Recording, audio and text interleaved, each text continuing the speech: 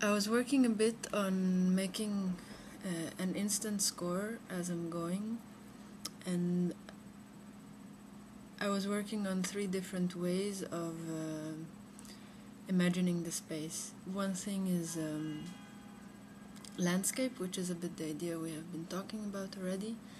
So landscape, how it looks, what kind of density the air has there, what color it has, which forces are in it, and etc. The other thing is specific objects in the space or specific other bodies in the space. So, like, what happens when there is a table next to me all of a sudden, or a mosquito with 7 elephant heads.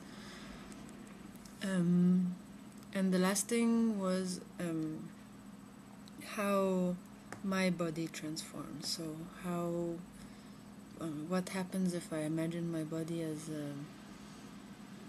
something else, or either my shape or my qualities or my abilities.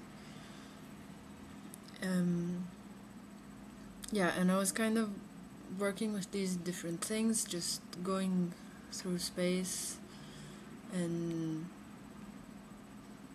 trying to think what the rhythm is of having some kind of an imaginary instant score. I think I want to try and make a map rather than a score that will lead me through time. I would like to make a map that would lead me through space.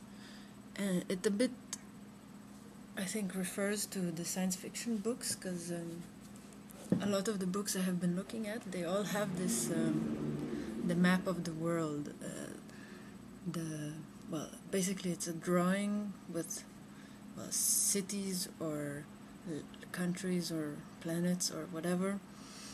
And as you go through the book, you always refer back to the map to see how the different events in the book took place in different places in the map.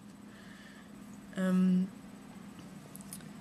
I was thinking how it would be possible to make this map flexible, so 3-dimensional in the sense that, well, it's a flat map, but I can, as I go, zoom into it or zoom out from it. So I can either refer to it on the level of landscapes, or I can zoom in and I can see that actually all there is like millions of ants crawling on my feet.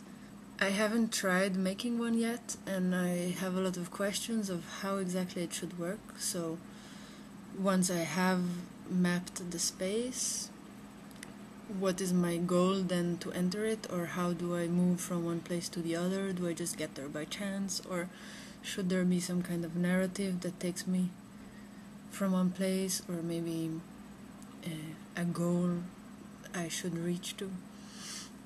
The last thing is also always how you refer to the things that are in the space, and of course all the different possibilities of referring to them, like the immediate response and the evolutionary development, a physical response and emotional response, whatever.